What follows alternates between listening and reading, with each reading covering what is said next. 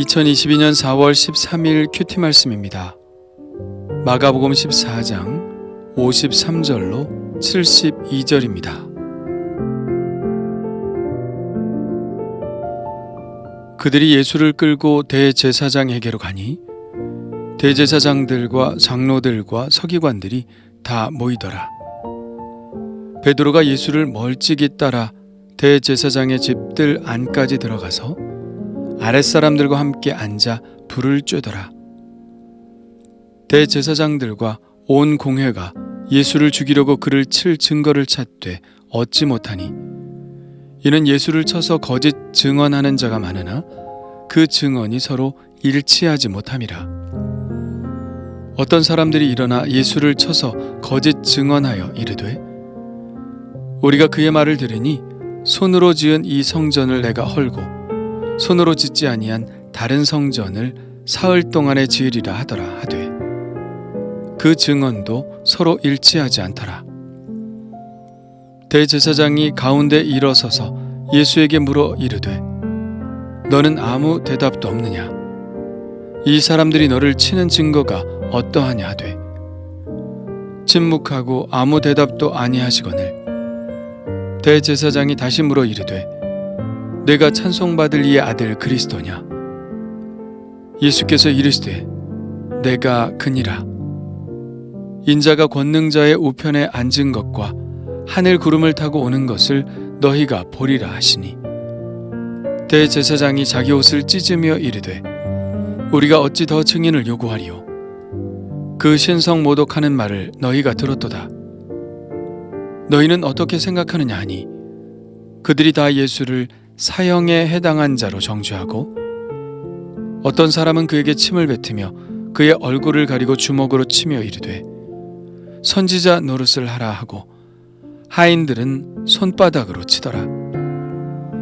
베드로는 아랫뜰에 있더니 대제사장의 여종 하나가 와서 베드로가 불 쬐고 있는 것을 보고 주목하여 이르되 너도 나사렛 예수와 함께 있었도다 하거늘 베드로가 부인하여 이르되 나는 내가 말하는 것이 무엇인지 알지도 못하고 깨닫지도 못하겠노라 하며 앞들로 나갈새 여종이 그를 보고 곁에 서 있는 자들에게 다시 이르되 이 사람은 그 도당이라 하되 또 부인하더라. 조금 후에 곁에 서 있는 사람들이 다시 베드로에게 말하되 너도 갈릴리 사람이니 참으로 그 도당이니라. 그러나 베드로가 저주하며 맹세하되 나는 너희가 말하는 이 사람을 알지 못하노라 하니 달기 곧 두 번째 울더라. 이에 베드로가 예수께서 자기에게 하신 말씀 곧 달기 두 번 울기 전에 내가 세 번 나를 부인하리라 하심이 기억되어 그 일을 생각하고 울었더라. 아멘. 우리로 말하면 국회 곧 공회원들은 예수님이 잡히셨다는 소식을 듣고 속속들이 대제사장의 집으로 모입니다. 그들이 모인 이유는 예수님의 죄를 정하기 위해서죠. 뭔가 거꾸로 되었다는 느낌을 가질 수밖에 없는데요. 먼저 죄가 발견되고 사람을 체포하는 것이 순서이겠지만 예수님의 경우는 일단 잡아다 놓고 죄를 만들어 뒤집어 씌우는 방법을 택했습니다. 이런 경우는 목적이 분명해서인데요. 그들의 목적은 예수님을 죽이는 것이었고 죽일 수만 있다면 어떤 혐의든 상관이 없었습니다. 그러나 예수님의 혐의를 찾는다는 것은 쉽지 않았습니다. 그렇지 않겠습니까? 그동안 예수님의 말씀과 하신 일을 생각해보면 상을 주어야지 죽일 만한 이유를 참는다는 것은 불가능했으니까요. 예수님은 병자들과 함께 하시면서 그들을 고쳐주셨습니다. 그러나 예수님이 어떤 선한 일을 했는가는 그들에게 중요한 것이 아니었죠. 그들은 예수님을 죽여야 했습니다. 백성들에게 인기가 너무 많기 때문이죠. 인기가 많아도 예수님이 자기네들 편에 서 있으면 죽일 생각을 하지 않았을 것입니다. 그러나 예수님은 그들 편에 서지 않았죠. 그러니 그들은 매우 불편했을 것입니다. 본래 기득권을 차지하고 있는 사람들은 변화를 원치 않죠. 자신들의 기반이 흔들리는 것을 원치 않기 때문입니다. 그러나 예수님 때문에 그들의 기반이 흔들릴지도 모른다는 위기감이 들었습니다. 그들을 향한 백성들의 존경이 예수님께로 향했죠. 그들은 더 이상 두고 볼 수 없었습니다. 지금 그들에게 필요한 것은 예수님을 죽일 만한 명분이었습니다. 그들은 자신들이 예수님께 대한 질투심 때문에 혹은 자신들의 위기 때문에 예수님을 죽인다는 소리를 듣고 싶지 않았죠. 그들의 속이야 뻔한 것이지만 그들은 이 불의한 재판을 통해서도 자신들의 명예가 실추되는 것을 원치 않았습니다. 그래서 어떻게든 예수님의 죄를 찾아냈어야 했습니다. 그래서 그들이 동원한 방식은 거짓 증인들을 내세우는 것입니다. 거짓 증언을 하는 것은 십계명에서 금지할 정도로 큰 죄였죠. 그러나 예수님을 죽이고자 하는 그들의 목적만 달성될 수 있다면 율법을 어기는 것쯤은 감수할 수 있었습니다. 이것이야말로 위선 중에 위선이지만 별로 그렇게 놀랄만한 일이 아닌 것이 이들의 행동은 이미 시편에서 예언된 바이기 때문입니다. 불의한 증인들이 일어나서 내가 알지 못하는 일로 내게 질문하며 내게 선을 악으로 갚아 나의 영혼을 외롭게 하나.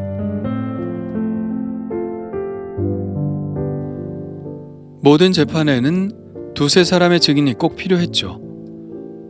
하지만 그들의 증언은 서로 일치하지 않았습니다. 이렇게 증언이 엇갈릴 경우에는 죄를 정할 수가 없죠.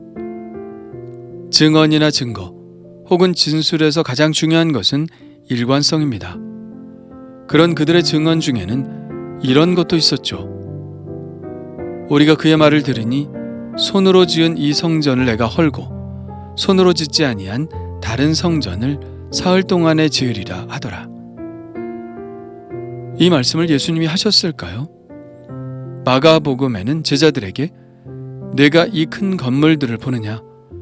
돌 하나도 돌 위에 남지 않고 다 무너뜨려지리라 라는 말씀만 하셨습니다. 이 말씀은 오히려 요한복음에 나오죠. 너희가 이 성전을 헐라 내가 사흘 동안에 일으키리라.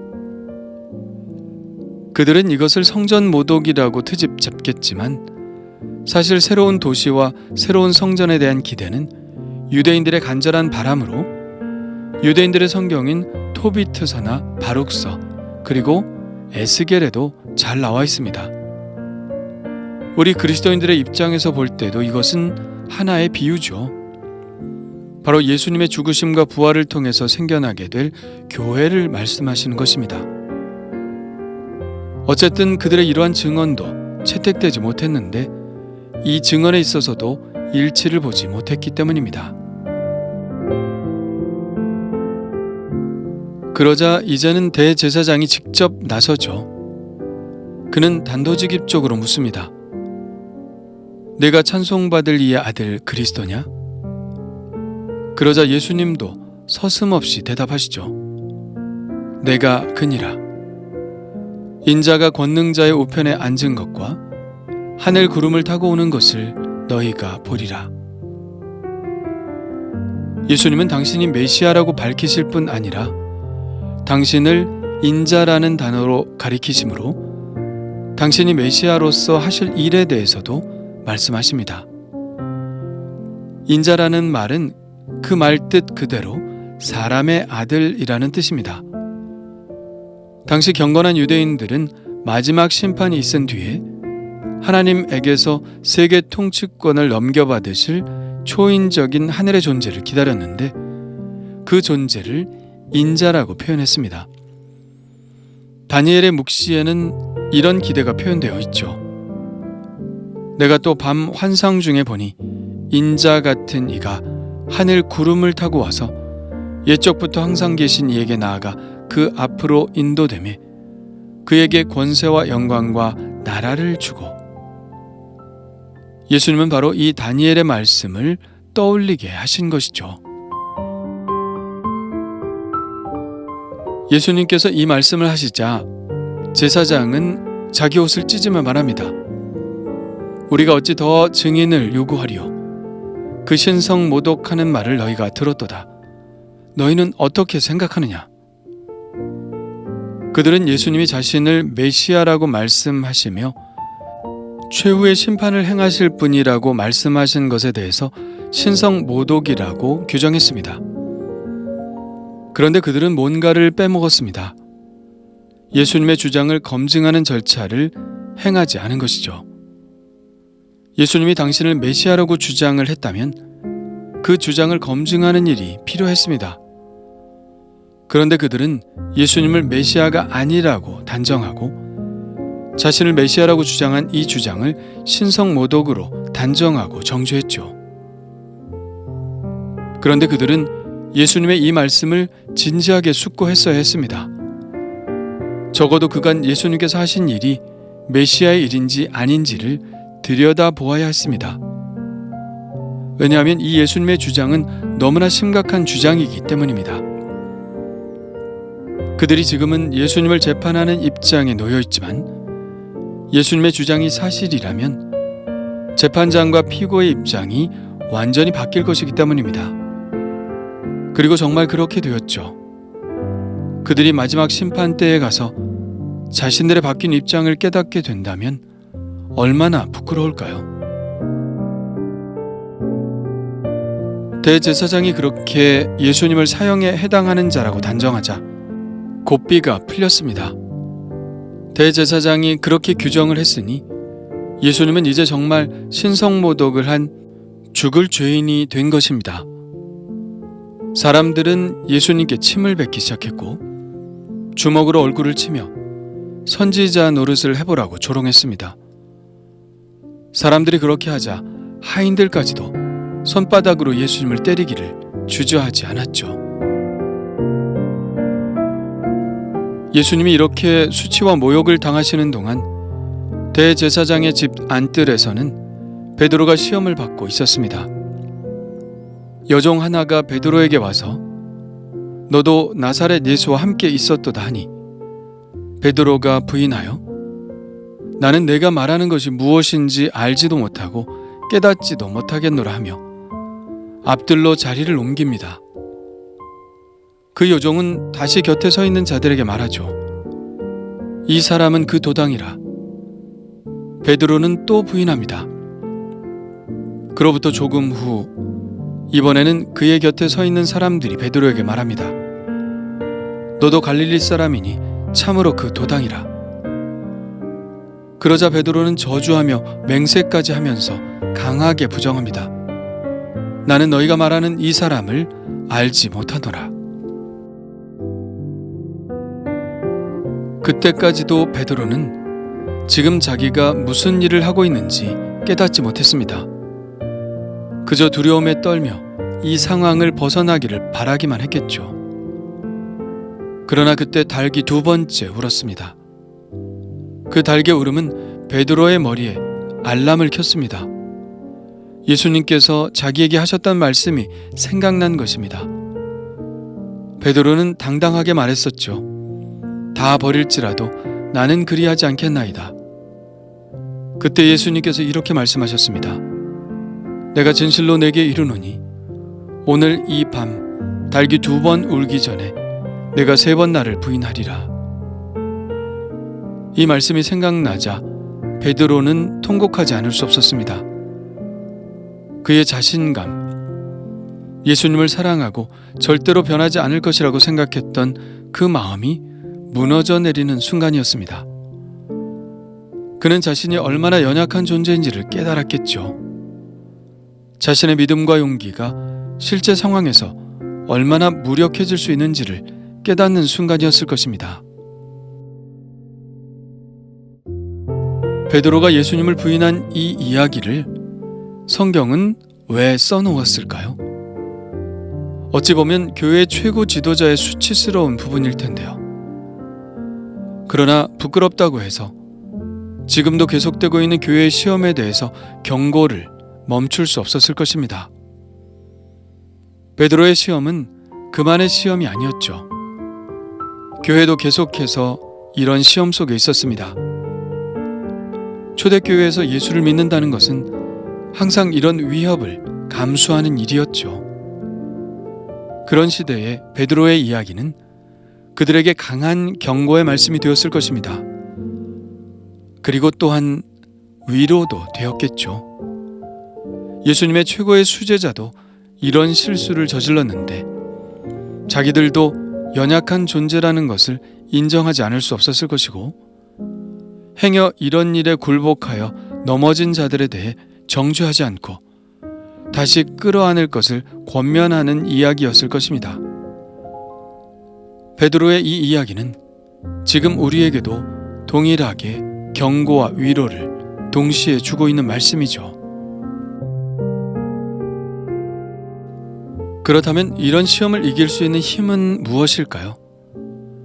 예수님처럼 시험을 이기도록 기도하는 것이겠죠. 그리고 베드로의 후의 모습을 보면 그 힘은 바로 성령 충만이라는 것을 알 수 있습니다. 성령이 충만해지자 그는 완전히 달라졌습니다. 그렇습니다. 내 힘으로 시험을 이기는 것이 아닙니다. 기도로 성령 충만하여 그 힘으로 이기는 것이죠. 그렇다면 나는 지금 성령 충만한가요?